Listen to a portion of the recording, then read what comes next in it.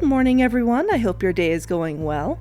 The second FNAF movie just came out, and in a historic move never before seen on this channel, I'm doing my best to be topical and get a video out as soon as possible. So today, we'll be going over what I thought about the movie and answering the question many of you have been asking recently. Am I going to rewrite this movie like I did with the first one?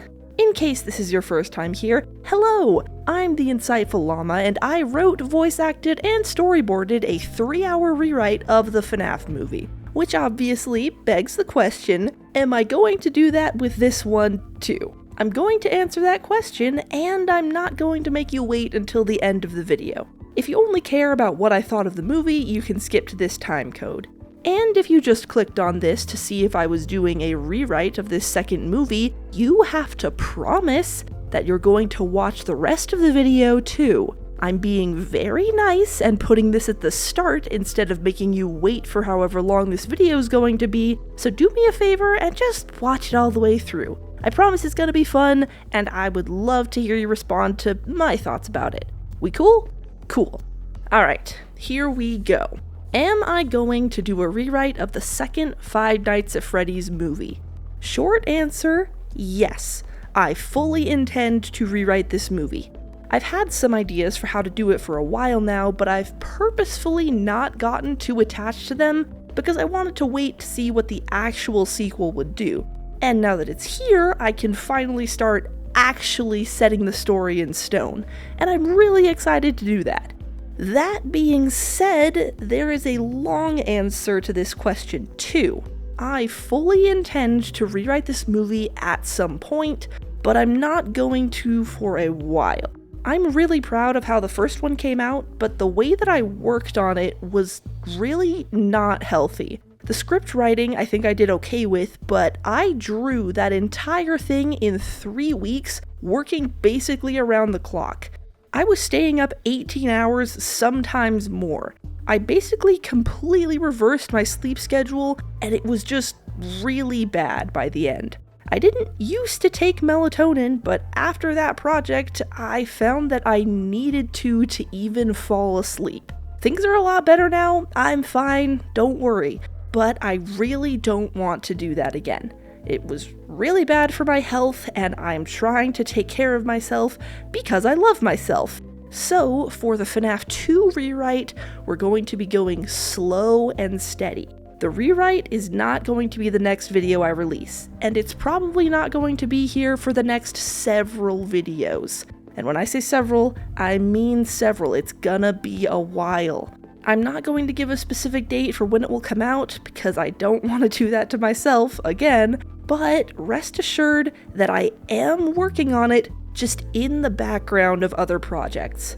I know a lot of people are probably looking forward to this, and I really appreciate that, but I just ask that you be patient. Every time you get the urge to ask if I'm doing it or when it's coming out, just come back to this video.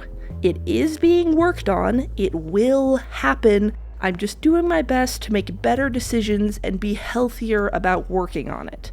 It makes me very, very happy that this is a project you're all interested in, and I am very, very excited to get started on it. I just ask that you trust that it is being worked on, and I promise that I'll do my best to make something that was worth the wait.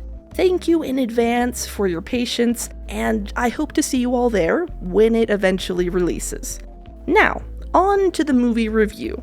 Just as a note, I scripted the intro and outro of this video, but because I'm trying to get this out fast, I didn't really script the actual review part, so that's gonna be a lot more rambly and unscripted than usual, which I hope you're all okay with. My opinions might change in the next few months, but for now, this is just off the cuff, I saw it yesterday type thing. With all that said, I think it's time we get started. Grab your popcorn, drink, and whatever candy you managed to sneak into the movie theater. Let's take a look at Five Nights at Freddy's 2. Alright, hello everybody. Welcome to the movie review. I am going to first be doing a spoiler-free section, and then we'll be getting into spoiler talk later. which will probably be longer because I'm not used to talking in a non-spoiler way. So if this first part is a little bit all over the place, I'm sorry.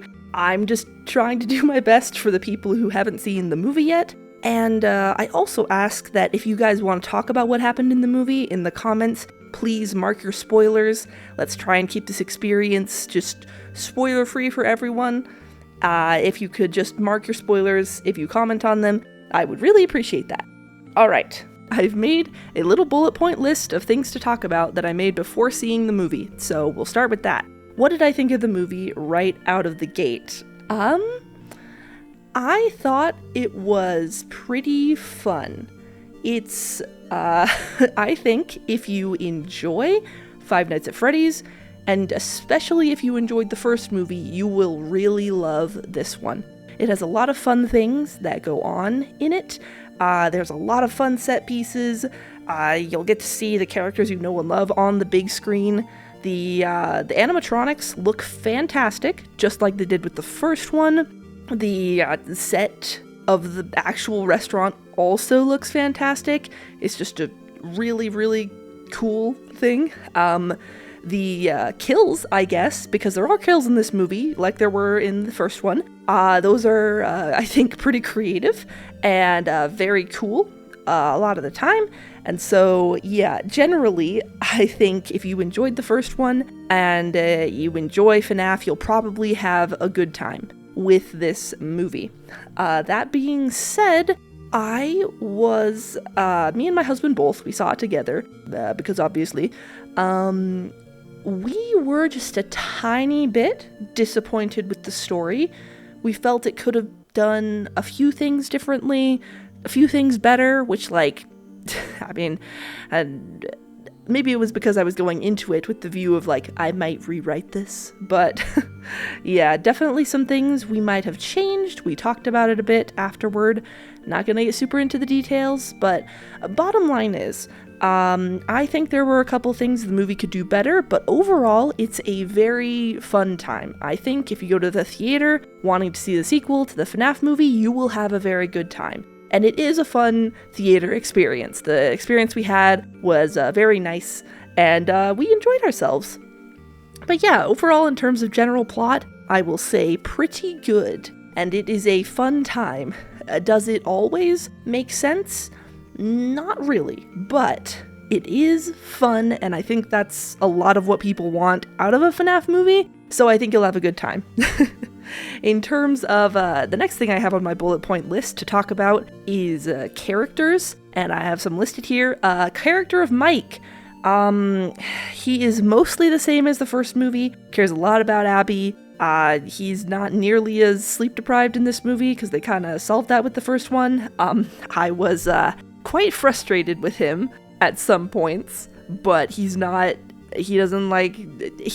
still pretty good. I think if I'm gonna be saying this a lot, if you liked him in the first movie, you'll probably like him well enough in this one. I think Josh Hutcherson does a good job as well, and he is I think the fact that this is gonna sound random, but the fact that he's so short it came up a few times when we were watching, because my husband kept thinking that Abby was, like, super tall, and, like, she did get taller since the last time, because her actor got older, but she was not as tall as my husband was thinking, just because Mike is really short. Josh Hutcherson, I should say, is very short, so that was something kind of funny. But as a character in the movie, I think it's pretty good. There's one aspect of a thing that happens that I wish didn't happen in regards to, like, his name and stuff, but I won't get into it. I'll get into it in the spoiler section. Vanessa, also pretty good, but also another, like, didn't fully understand her actions at some points, but also did understand. It was interesting, but overall enjoyed her actress, also very good. I'm sorry I can't name her actress off the top of my head.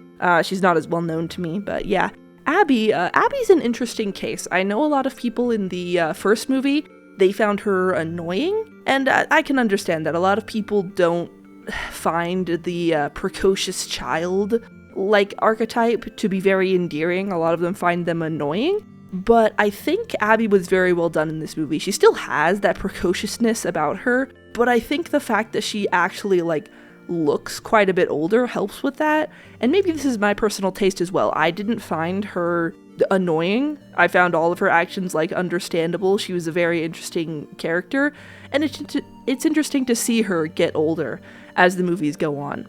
In this movie, they say in the movie, I don't consider this much of a spoiler, she is 11 in this movie, and I think she was supposed to be around 10 in the first one.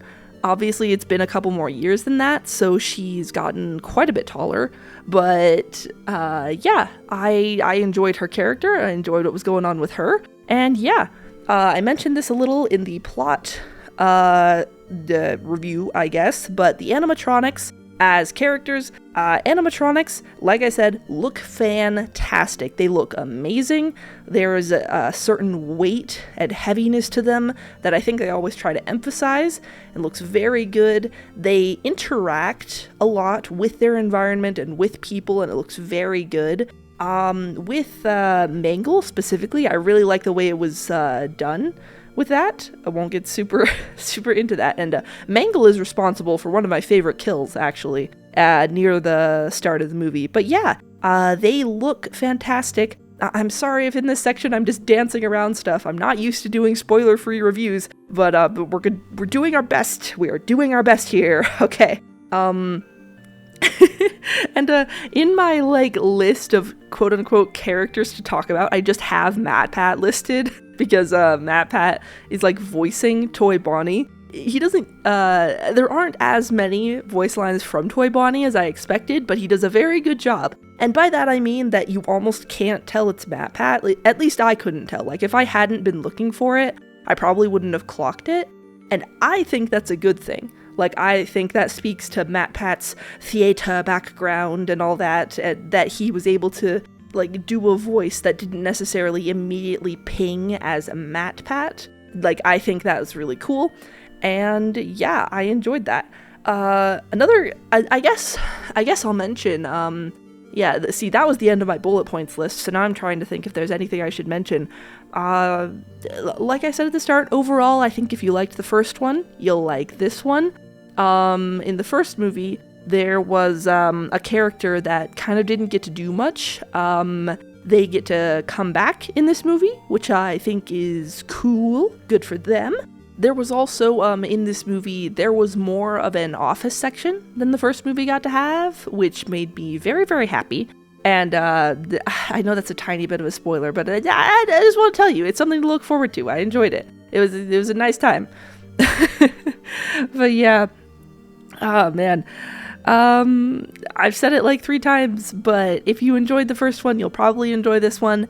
And even though there are things that I think it could have done better, I think that for the most part, it's an enjoyable watch, and you will have a good time if you go see it, and I encourage you to go see it, because I would like there to be a third one. I think that's probably pretty much locked in at this point, but I really want there to be another one. But yeah, thank you guys so much. If you haven't seen the movie yet, I would encourage you to go see it and form your own opinions.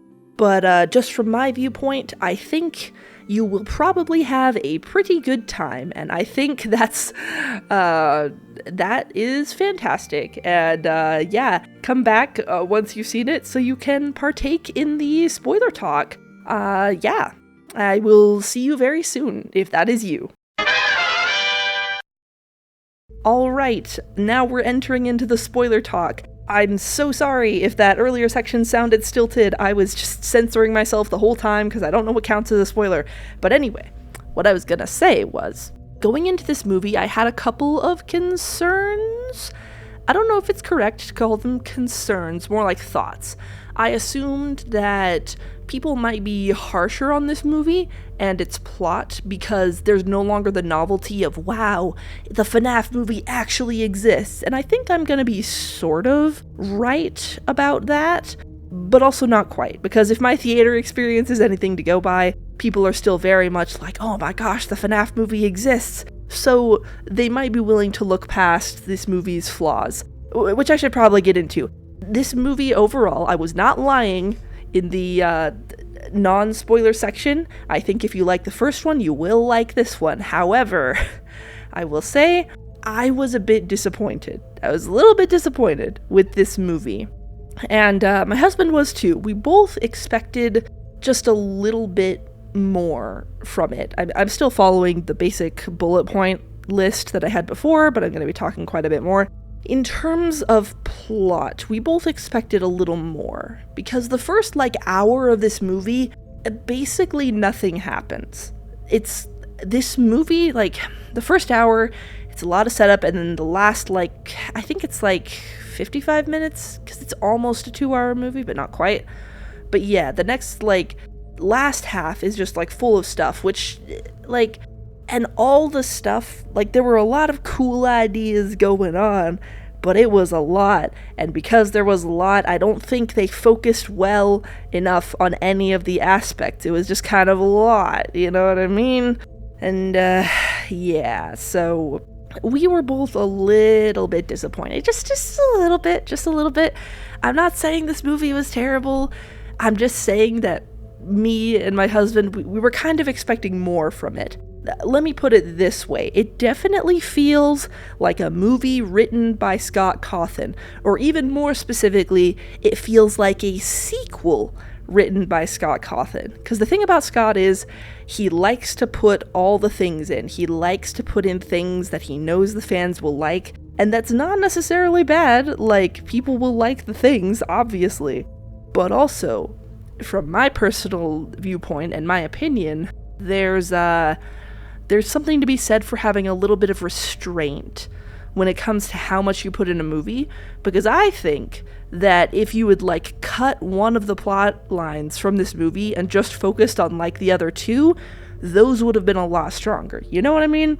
But yeah, in terms of plot, it got a bit jumbled at the end to the point where you couldn't really flesh out any one thing specifically, so it all just kind of became a mishmash that was okay. It was pretty good. I enjoyed myself. I was just expecting a little more.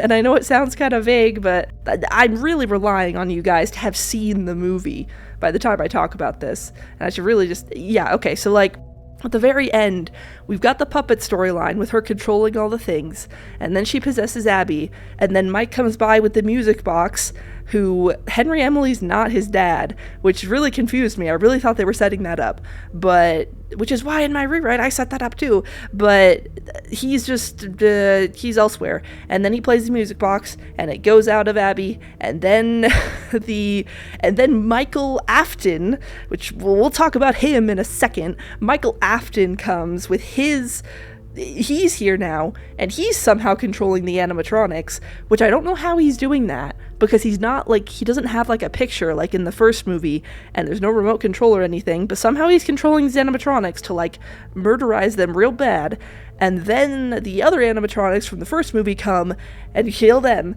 and yay, it's all safe, but oh no, those animatronics are dying, and then they leave, and then the puppet wakes up again, and that's you see, there's a lot happening. It really feels it felt okay, we gotta take care of this plot thread and set that to the side, okay, we gotta take care of this plot thread and set to the side, we gotta take care of this one. It didn't feel like any of them were fully fleshed out emotionally. It felt okay, we've set up all this stuff, we have to take care of it. You know what I mean? And that makes me a little sad, because there are cool ideas in this movie, but yeah. So, yeah. Okay, let's get into it. If we get into the characters, I'll be able to talk about things a little more. I must apologize if this is disorganized. You know me. Well, now you know how much I ramble when I don't have a script, but here we go.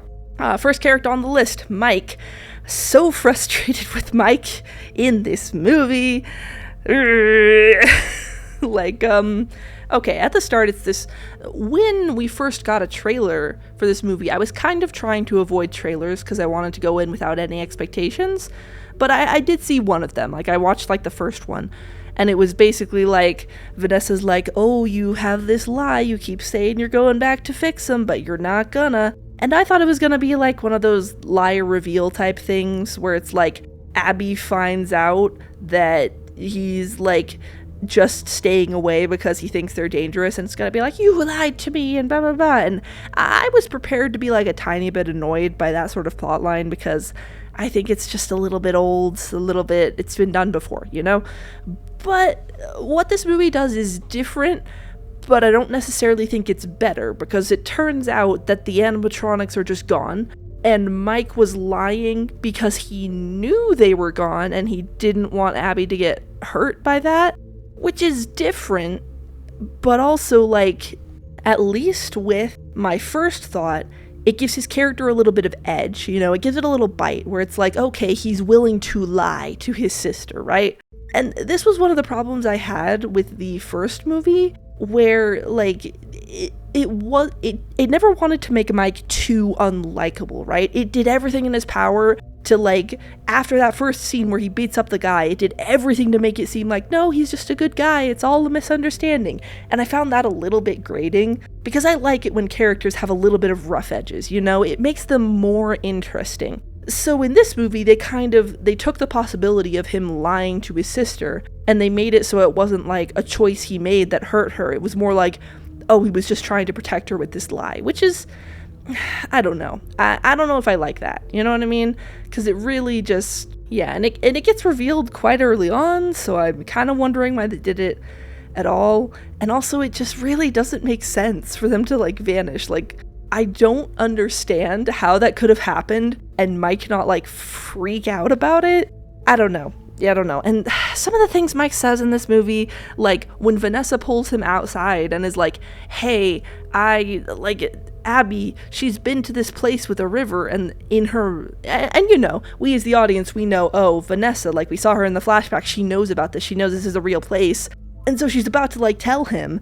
And then Mike is like, man, Vanessa, I'm just trying to move on. And it's really hard when you keep bringing things up. It's like, shut up, Mike. Shut up. Let her talk.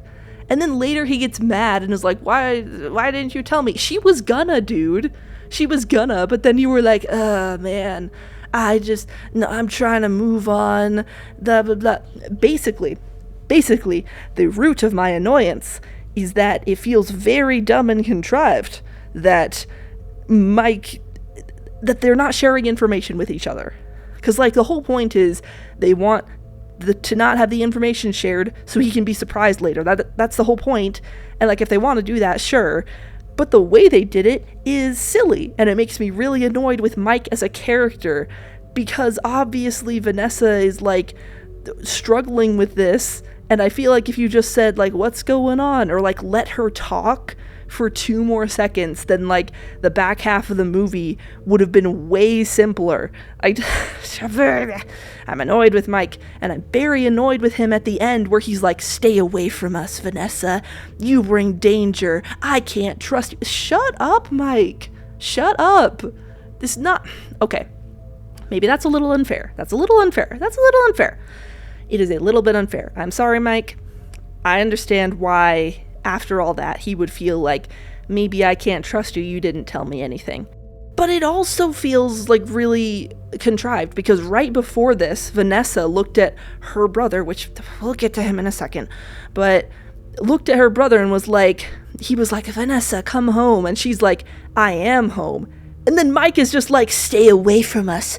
You're a danger. I can't trust you. It's like, okay, someone's undercutting this. It rubbed me the wrong way. I feel like if they want to have Mike feel that he can't trust Vanessa, like, that's understandable, but they could have gone about it in a different way. Like, they could have gone about it in a way that didn't just make him seem like he refused to listen to her all the time. And that's what annoyed me. Because, like, at this point, she's made this sacrifice. She almost died for you and your sister. And now it's... Speaking of which, another aspect of this movie I feel like we should talk about. What happened to Vanessa's coma? Because it's not even mentioned. It's mentioned in the fact that Abby's like, oh, she's better now. And that's all we get. And I actually think that's a problem, because Vanessa having been in a coma for a long time really changes the context of how she acts. Because it's like, if it has been like a year since she was in a coma, then it makes sense for Mike to be like, oh, why didn't you tell me? You chose not to tell me. But if it's been like 2 months, then Mike is being even more unfair, because Vanessa has just woken up from this coma, and to her, all of this trauma and tragedy just happened. So if instead this movie started with Vanessa waking up, then it makes a lot of her behavior make a lot more sense, because then it's like, to Mike, it's been like almost a year, right? He's trying to move on, whereas Vanessa's like, in her mind, she's like, this just happened to me, I can't just move on. Like, when she woke up from the coma actually really affects how her character should be acting, and it really bugs me that they just didn't address it at all, because it feels like you threw away a possible tool, right? You set up something that could have been really useful and impactful for, like, telling this story, and you were just like, yeah, don't worry about it, it's fine, took care of it off screen, don't worry about it. But guess what? I am worrying about it. I am thinking about it, because you can't just, you set up something that could have been cool, and then you just didn't use it, and that bugs me. Meh. Which I think brings us to Mr. Michael Afton over here, which I have special beef with, because like, why does he exist? Why does Michael Afton exist? I thought the whole point was that, like, Vanessa was the child. She was basically herself and Michael Afton at the same time. I thought that's what they were going for. And now, because he suddenly exists, it makes me look like a doofus for not setting him up in the rewrite.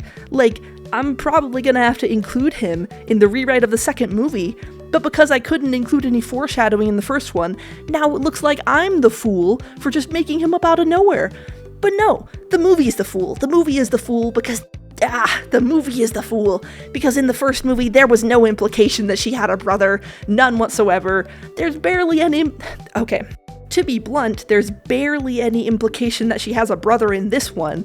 Like, he says it, and if you're in the audience, you know that Michael Afton's probably her brother, but when he says he's her brother, it still feels like it comes out of nowhere, because, like, he's not even in the background of her dream flashback. Like, not even that is he granted. He's just like, I am frustrated by this character's existence, because I'm gonna have to figure out how to put him in, even though he shouldn't exist. Like, he's just, what? It's gonna make me, okay, it's fine. Listen, like, I am frustrated with the fact that he exists within the narrative. I think they added him for basically no reason. I think he didn't need to exist. However, I can't be too mad that he exists, because his actor does a very, very good job. Like, when he's allowed to be on screen, he does a very good job of being very, very creepy, and I really appreciate that. Like, when he was on screen and said, like, Michael, I was like, oh, this is probably Michael Afton. And then my next thought while watching him was, are they doing, like, Michael is a robot plotline? Because the actor does such a good job of acting just off-putting and weird in a specific way that for a long time I was looking at him and I was like, are they doing the robot plotline? He's just acting so weird. He's acting so off. He's moving weird. His facial expression is just weird. Like, the actor is extremely good at being super off-putting, and I think that deserves props. Like, I'm frustrated that they decided to add him in for no reason when Vanessa was already there and, like, filled that narrative hole, but I can't be too mad because the actor does a great job. What's his name, actually? What's his name? The Michael Afton FNAF movie. Tell me about yourself. Who are you played by? Freddy Carter. Oh, that's serendipitous. Freddy Carter. Good job, Freddy Carter. You do a fantastic job. I appreciate you. I appreciate your performance. It was fantastic. I'm frustrated that your character exists, but I probably will include you in the rewrite because you do just such a good job acting really creepy. But yeah, and that's the thing with this movie, like, I mentioned this in the spoiler-free part, I think, This very much feels like a sequel written by Scott Cawthon. He wants to just put all the cool things in, even if they don't make sense or if they weren't set up. And speaking of setup, that's really what this movie feels like. It feels like it didn't really do much on its own. It was a lot of setup for the third movie, which not necessarily bad, but I want this movie to stand on its own too. You know what I mean? Because it was a lot of setup. It was setting up... By the way, I just remembered Abby. Abby as a character, again, like I said in the non-spoiler section, she does a very good job. But who is that child she's talking to? Who's like the little boy that she made friends with? He got so much screen time. He's the one who gave her the idea to go fix up her friends. Like, he got so much screen time, so much airtime, and then nothing happened. Why did nothing happen with him? He's... I'm getting too loud. Sorry. Why did nothing happen with that boy? Something should have happened with that boy. Something should have happened. And that's kind of the paradox of this movie. It's setting up for the third movie, but the setup within its own movie often doesn't go anywhere. And that frustrates me. Because like that kid should be more important. Because he's here so much. Like he's... should be important. Ugh. Speaking also of characters that should be more important, I mentioned in the non-spoiler section, there was a character that got to come back, and that is Jeremiah. In the first movie, like, I didn't include Jeremiah in my first movie rewrite because he didn't end up doing anything in the first movie, and I kind of thought he was just gonna disappear. But he gets to come back. He gets to come back in this movie, and I'm glad about that. He gets to be a character. But also, I wish they would let him be a character, because he shows up at the first bit. He's like friends with Mike, but then he doesn't do anything. Like, basically the whole movie, he just doesn't do anything. He's like there at the start, and then he appears at the end.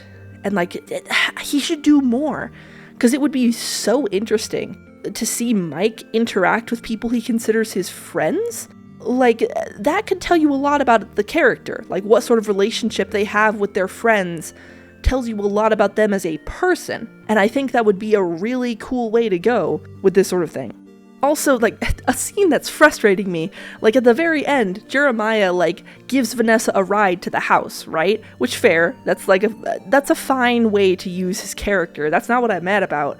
What I am upset about is, like, what was he doing between dropping her off and clotheslining Michael Afton at the end? What was happening between those two times? Because it's several minutes.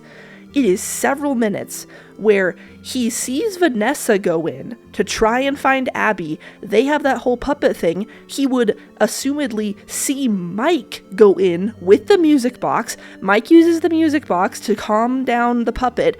And then Jeremiah would see at least 2 animatronics walk in through the front door, as well as Michael Afton walk in through the front door, and Mangle break through the front window. And then he would see the other 4 animatronics walk in and destroy the other ones. He wouldn't see them destroyed, like whatever, but he sees them go in. And then, only when Michael Afton runs out of the house again, does he clothesline him and consider, maybe I ought to go in and see what's happening. Like, what? What were you doing? What were you doing in the time that you just dropped off Vanessa and took a nap, I guess? Like, even if, like, I don't expect him to fight the animatronics or anything like that, but he should be trying to do something, right? Like, he's there for so long, and then when he clotheslines Michael Afton and comes in, he seems, like, surprised to see Chica and everything else on the floor, and he shouldn't be surprised. He was here this whole time. He was outside in his pickup truck. I don't understand. If he's supposed to be important, they gotta let him be important. And that's just, man, it frustrates me. It frustrates me a lot. And I'm sorry, like, listen, if you enjoyed this movie, that is great. I am so happy you did. There were many parts of this movie that I did enjoy. I mentioned them. Like, I really think that the kills they did at the start with those spooky spoopers or whatever they're called, I'm sorry, I can't remember. That was cool. I liked that. That was fun. I really like what they did with the puppet where like she has this whole possession thing going on. Like, I think that's very cool. I think part of the reason they did it is because the puppet's original design is just not scary.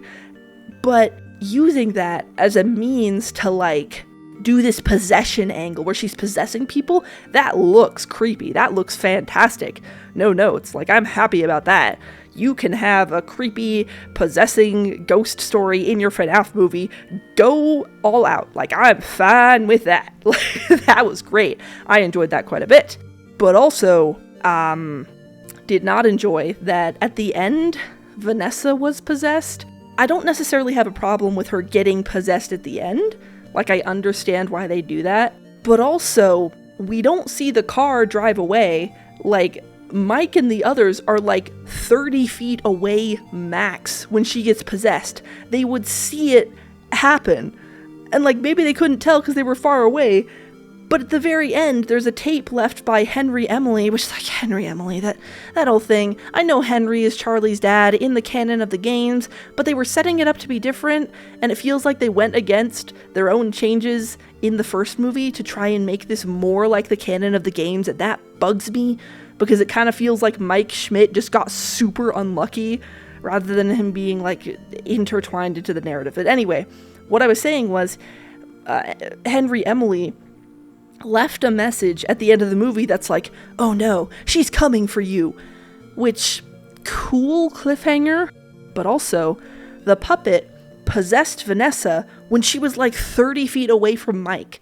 If she wants him dead, she could have just killed him. Like, he is within sprinting distance. If she wanted him dead, she could just run for it and kill him. But I'm just, like, okay. And, like, realistically, she probably couldn't have because Jeremiah was there. And, like, a part of me is afraid that the first, like, the cold open of the next movie is gonna be just possessed Vanessa chasing them, and Jeremiah, like, throws her, and the puppet leaves, and Vanessa's like, she's coming! And then they just don't address, like, the schism that happened between her and Mike. Like, that's my biggest fear. That's what I'm worried the third movie will do. I don't think they'll do that, but the worry's always there. Oh, man. Let me see. Let me check my list, because I think I've mentioned all the things that are immediately bugging me. But yeah, sorry that this section is just a whole bunch of me going, why did this happen? It doesn't make sense. But it's because I was really expecting more from this movie. I wanted it to be amazing, and it was just kind of okay. And that bothers me in a very specific way. You know? Like, I think a lot of people are gonna really love this movie, and that makes me happy. I think that there's a lot to like about this movie, a lot of cool ideas, a lot of interesting takes on things. Like, if you love this movie, like, absolutely, go love this movie. It's a pretty good movie. I was just hoping for something a little better than pretty good. You know what I mean? There are a lot of things in this movie that I really liked, but I felt like it was trying to do a bit too much, and it could have used some pulling back. Like, I think if you completely cut out the Michael Afton storyline, you would not really lose anything. In fact, you could have used that time to make the other storylines stronger. Like, imagine in the last scene, Michael Afton doesn't exist, right? He's cut out of the story completely. In that final scene, they think they've gotten the puppet out of Abby, but then the other animatronics arrive, and they're all talking with, like, her voice, and like, oh, you thought I had no tools left? And then the other 4 animatronics come in and beat her. And it's like, that's a cool thing, right? I think it's a lot stronger if Michael Afton isn't there. But also, like, I understand why they wanted Michael Afton, because the actor's really good, and it's, like, an interesting idea. But they didn't have, like, the thought of, like, hey, even though this is cool, maybe it's better if it's not there. You know what I mean? So yeah, sorry if this is just, I don't want to make anyone feel bad for liking this movie. I want you to understand, if you loved this movie with all of your heart, that's okay. You are not bad for loving this movie, and I hope you continue to love it regardless of what me or anyone else says. But I will be rewriting this at some point. Again, I ask you guys, I'm sure you will be, but I just ask you to be patient. It's gonna happen eventually, probably not soon, but yeah, I liked this movie, but I didn't love this movie, and that's okay. I am hoping that with time, I will be able to create the movie that I wish it was, and I hope you guys will get a lot of enjoyment out of seeing me do that. And I know that there are a lot more things about this movie that I could talk about, but I'm trying not to go crazy in depth with this, because this is super new still, and I don't really have any footage to use, so I'm planning on just using, like, FNAF 2 gameplay footage for most of it. Hope that's okay with y'all. But yeah, thank you for listening. Thank you for allowing this to be less scripted than normal. I hope you guys enjoy the movie, and I hope you get a lot out of it. I mean, I technically got a lot out of it. Like, I'm thinking about it a lot. Like, I want to do stuff. But, yeah. Yeah. Thank you all, and I am looking forward to more FNAF and doing more cool stuff in the future, and I hope to see you guys there when I do. I love you guys, really appreciate you, and let me know what you thought of the movie. I really, really would love to hear your thoughts on anything and everything related to it. And those were my thoughts on the second FNAF movie. I really hope you all enjoyed.